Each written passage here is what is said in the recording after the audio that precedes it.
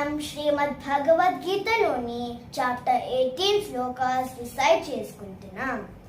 ఈ వీడియోలో మనం 31 నుండి 40 శ్లోకాస్ చెప్పుకుందాం.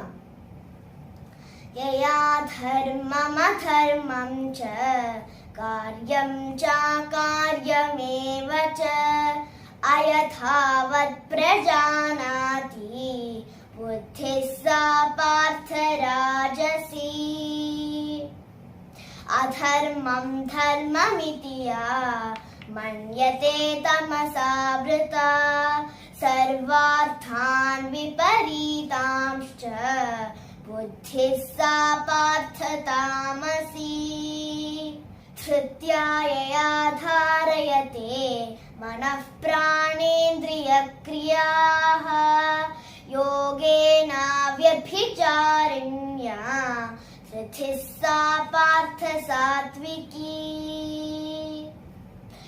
యయా తు ధర్మకామార్థాన్ ధృత్యా ధారయతేర్జున ప్రసంగేన ఫలాకాంక్షీ ధృతిః సా పార్థ రాజసీ. యయా స్వప్నం భయం శోకం విషాదం మదమేవ చ న విముంచతి దుర్మేధాః ధృతిః సా తామసీ మతా.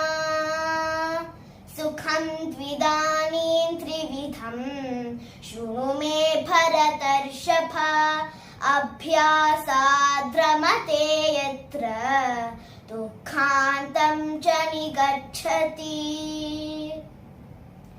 యత్తదగ్రే విషమివ పరిణామే మృతోపమం తత్సుఖం సాత్వికం ప్రోక్తం ఆత్మబుద్ధి ప్రసాదజం.